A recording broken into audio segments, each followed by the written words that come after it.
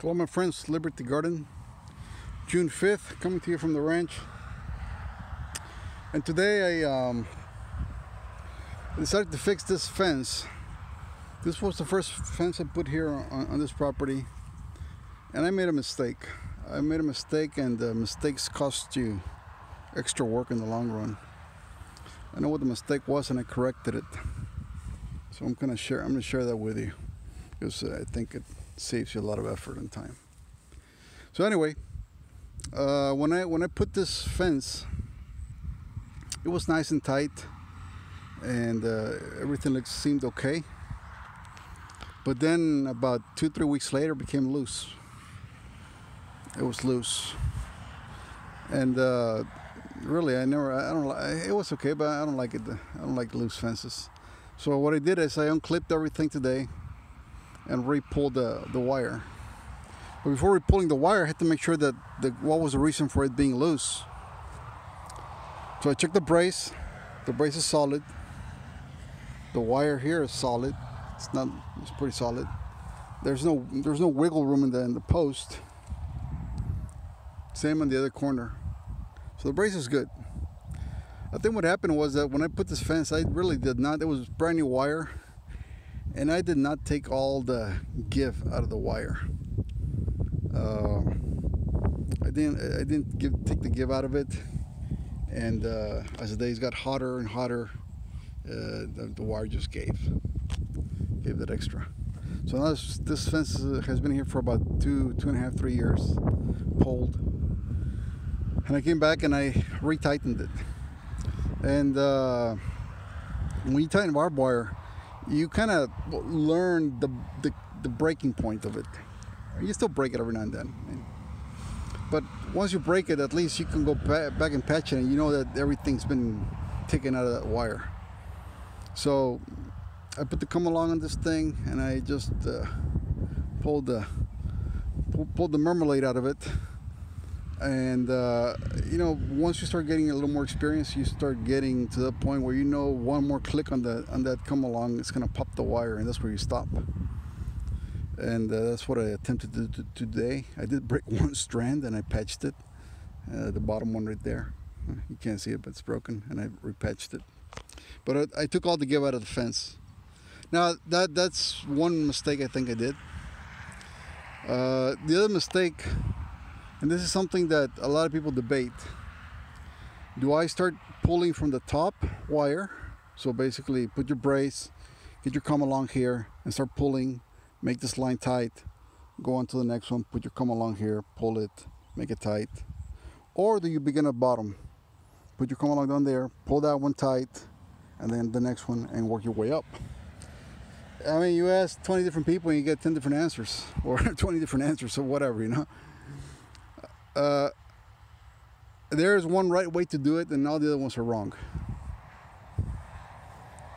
And I would challenge anybody to dispute this. You pull from the bottom to the top.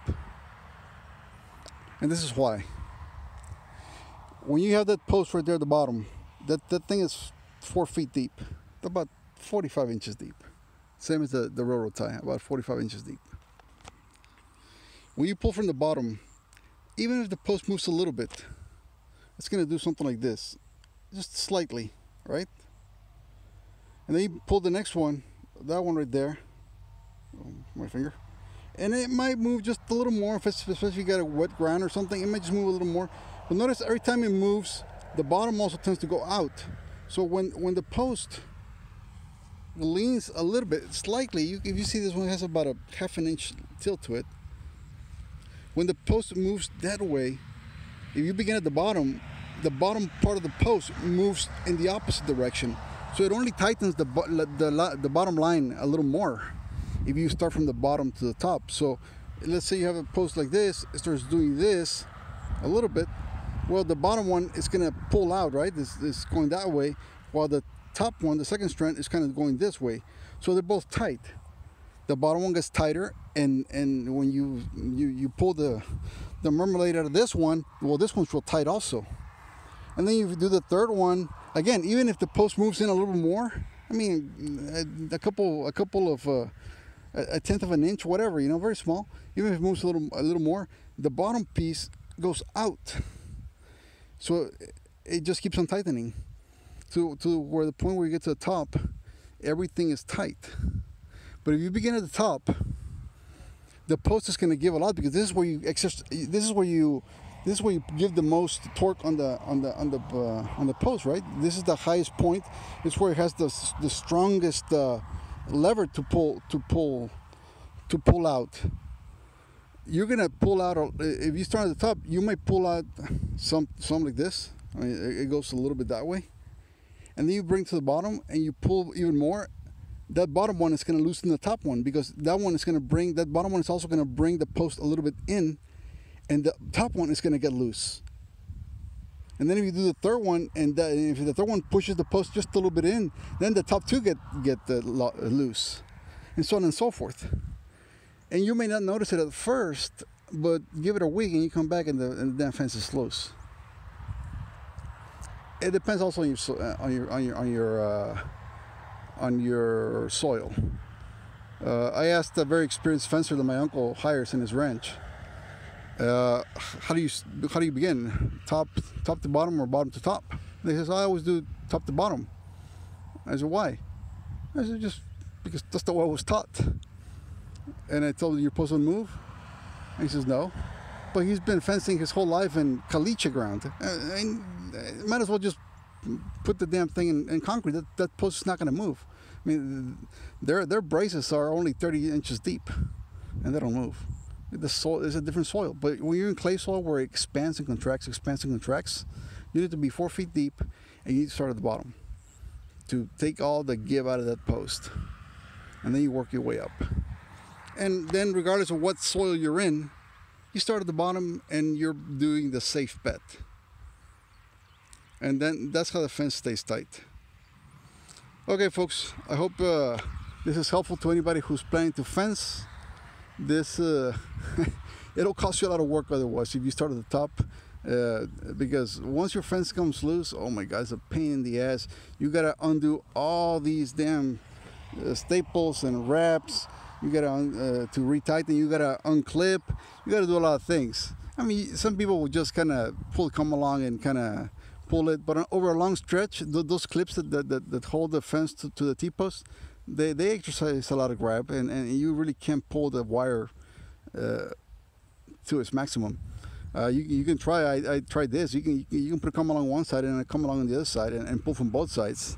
But still, if it's a long stretch, you might not get all the slack out of it.